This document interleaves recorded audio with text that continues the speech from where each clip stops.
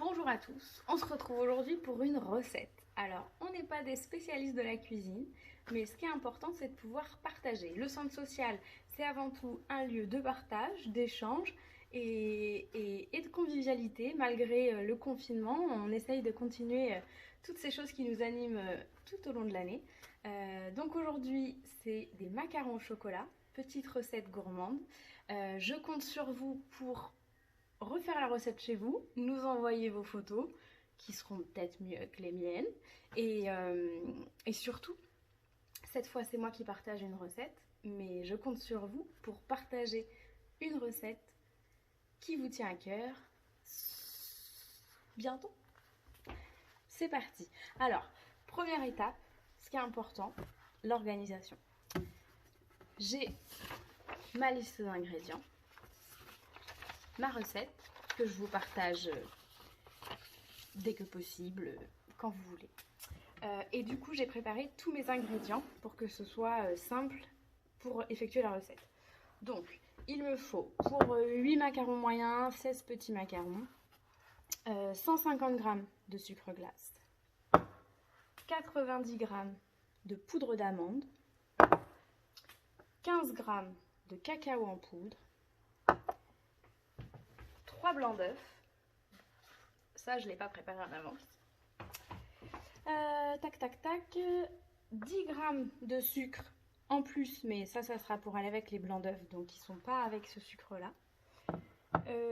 Et du coup après pour la ganache au chocolat, il nous faut 100 g de chocolat pâtissier, 10 centilitres de crème liquide et 20 g de beurre. Donc tout est prêt. Ensuite, il nous faut du matériel, évidemment, deux saladiers, donc celui-ci pour le premier mélange des poudres, on va dire, et puis l'autre pour après faire les blancs d'œufs. Ensuite, il nous faut un verre mesureur ou une balance pour pouvoir préparer tout ça, un tamis. Alors, c'est quand même assez important de tamiser la poudre d'amande parce que vous allez voir quand vous allez la tamiser, il reste quand même à la fin pas mal de morceaux un peu plus épais qui empêchent le macaron un peu de gonfler, on va dire. Un batteur électrique pour faire les blancs en neige, pour monter les blancs en neige, une spatule. L'idéal c'est de prendre une spatule comme ça pour après pas trop casser les blancs en neige et une poche à billes. Tadam! C'est donc parti pour la recette. Première étape, tamiser le sucre glace, la poudre d'amande et le chocolat en poudre. Alors, mon tamis est dans mon saladier. Je mets tout. Attention à bien se laver les mains avant. Avec ou sans Covid, on se lave les mains avant de cuisiner et entre chaque étape si possible. Hop.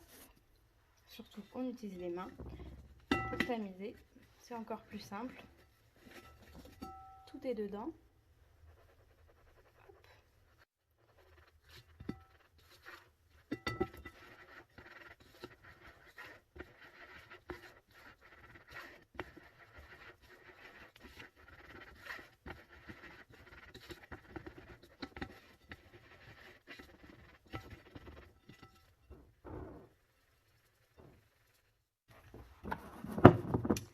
Première étape faite, tout ce qui est poudre est mélangé.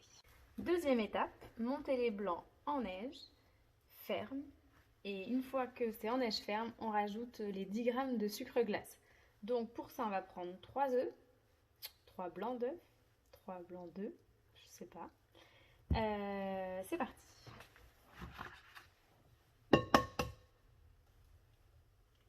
On sépare les blancs des jaunes. Attention surtout à ce qu'il n'y ait pas du tout de jaune, sinon ça va pas monter.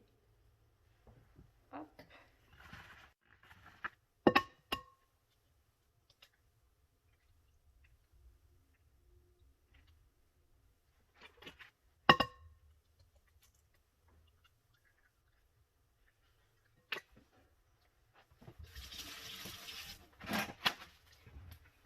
L'astuce du chef, on rajoute une pincée de sel pour que ça monte bien.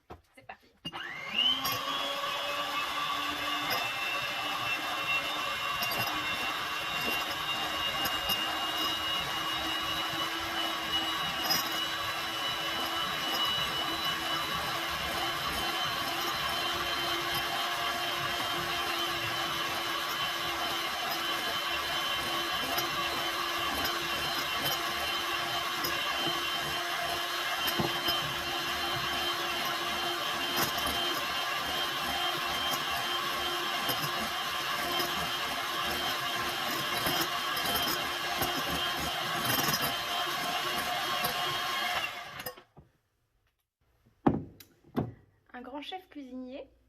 père me disait toujours, pour être sûr que le blanc soit bien ferme, il faut renverser le saladier au-dessus de sa tête et qu'il tombe pas. Non, je vais pas le faire. Bon, allez, on dira que ça tombe pas. Je rajoute les 10 g de sucre glace. On rajoute les 10 g de sucre glace et on continue à battre.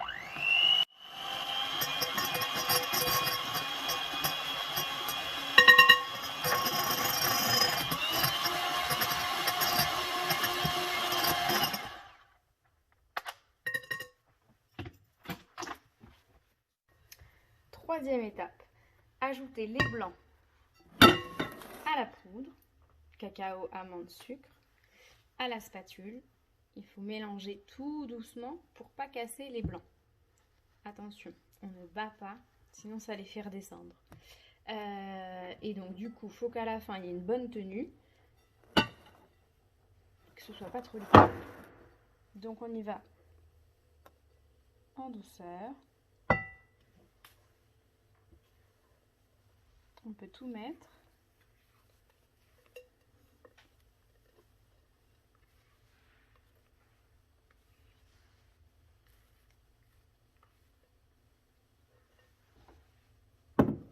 Et mélanger en douceur.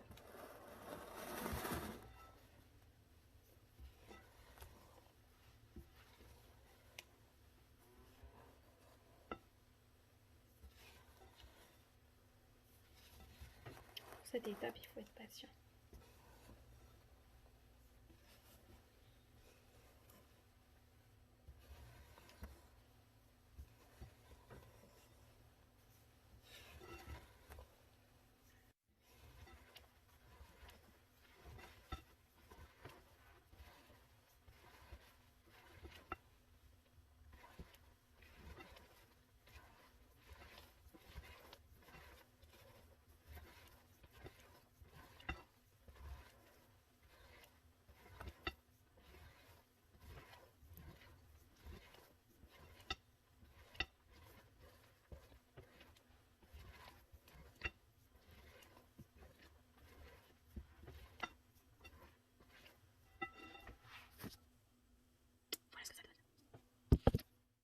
Quatrième étape, avec une poche à douille, il faut réaliser des petits cercles sur une plaque avec soit du papier sulfurisé, soit une plaque en silicone.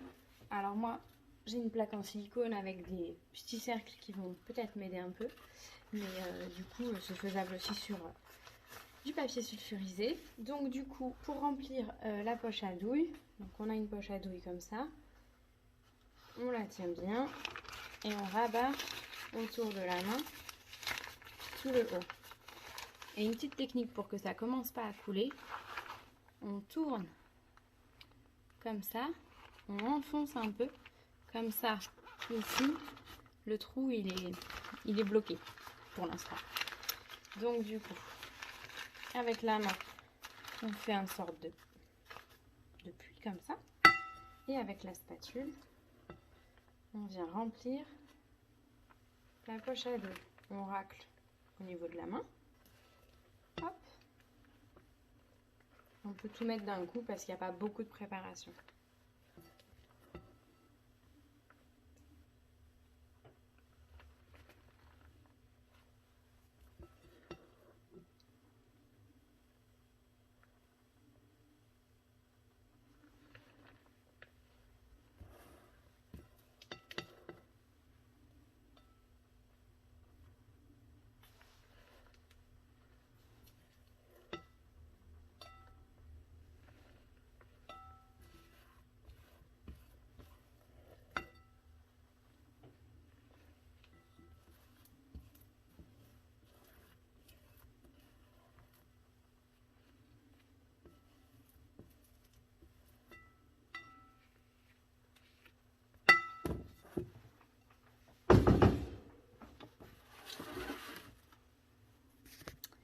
Ensuite, du coup, on referme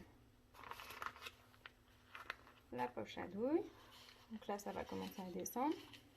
Hop, on fait bien On tient bien ici en haut et c'est avec la main qu'on va pouvoir pousser pour faire sortir ce qu'il y a dedans. Donc on tourne. Hop. Quand c'est bien tout et qu'il n'y a pas de bulle d'air, on peut commencer à faire nos cercles.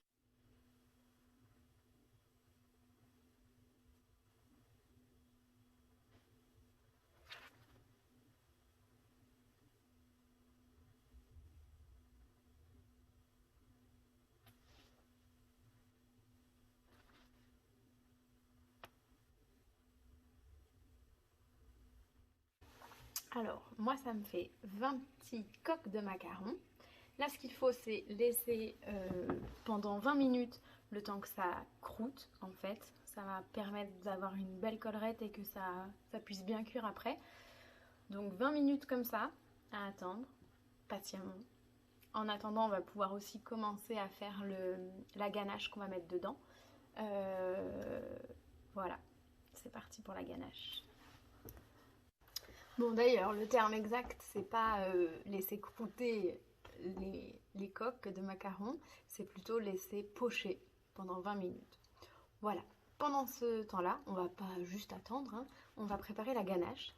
Donc on fait chauffer la crème liquide, soit à la casserole, soit au micro-ondes.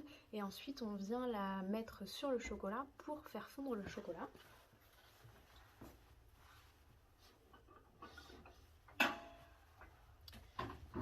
Attention à ne pas se brûler.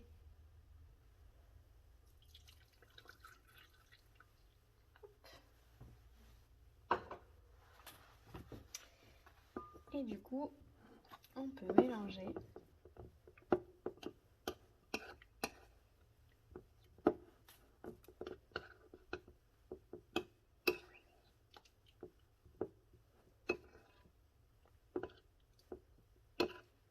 Bien.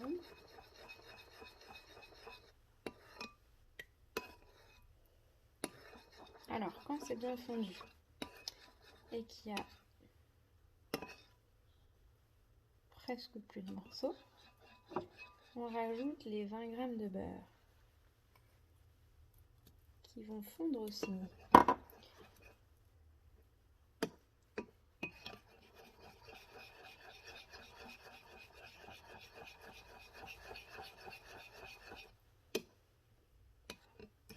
Cette ganache, du coup, on va la mettre au frigo après. Et donc, elle va bien prendre au frigo et elle sera plus liquide. Donc, encore une fois, il va falloir être patient. D'ailleurs, les macarons, dans l'idéal, c'est le lendemain qu'il faut les manger pour qu'ils soient bien fondants et que la ganache soit parfaite. Donc, ça fond, ça fond. On mélange. Du coup, quand la ganache, elle est bien lisse, qu'il n'y a plus de morceaux de chocolat, plus de morceaux de beurre, on peut la mettre au frigo. Et comme ça, on va attendre qu'elle prenne bien et qu'elle redurcisse grâce au beurre et au chocolat qui vont redurcir avec le froid. Et puis du coup, elle sera après bien crémeuse pour pouvoir la mettre entre nos petites coques de macarons. Tout ce moment d'attente, c'est aussi le moment pour aller faire la vaisselle, hein, parce que ça ne va pas se faire tout seul. Passer un petit coup sur notre plan de travail, parce que bon, si vous êtes comme moi, vous avez fait tomber de la crème, du chocolat, de la poudre d'amande, il y en a partout. Hein. Et donc, on remet la cuisine au propre, on fait préchauffer le four, alors à 150 degrés, chaleur tournante. Donc on met le four à préchauffer et du coup une fois que les 20 minutes des macarons en attente sont passées, on les met au four au milieu, hein, sur la plaque et on les met pour 15 minutes si c'est des petits macarons, 20 minutes s'ils sont un petit peu plus gros et surtout il faut surveiller, hein, l'important c'est qu'ils durcissent et que quand on essaye de décoller ça se décolle. Mais il ne faut pas non plus que ce soit trop cuit. Et donc ça fait 20 minutes que nos petits cercles ont poché à l'air libre. Je les mets donc au four pour 15-20 minutes sous surveillance. On se retrouve donc quelques minutes plus tard. Alors, nous ça a cuit pendant à peu près 20 minutes. Et donc la ganache a eu le temps aussi de bien prendre. J'ai attendu que ce soit refroidi pour pas me brûler. Malin. Et donc du coup, une fois que c'est fait, alors ils n'ont pas tous la même taille, pas tous la même forme, donc on va essayer d'assembler deux par deux à peu près en fonction de la taille. Et donc du coup, on prend une petite coque qui est censée être lisse comme ça. Alors il n'y a pas la petite collerette. S'il y a des spécialistes, je veux bien que vous me disiez pourquoi. Et ensuite, on met du chocolat sur un. Et hop, on assemble. Voilà donc un macaron. Donc je vais tous les fourrer. Et si vous en êtes jusqu'ici sur la vidéo, je veux bien que vous me mettiez dans les commentaires un petit commentaire pour me dire quelle est votre saveur de macaron préférée. Voilà, je suis curieuse. Allez, moi je m'y mets. Et voilà, les petits macarons. Alors bon, c'est pas parfait. Je vous mets au défi de faire mieux. Allez, bon appétit!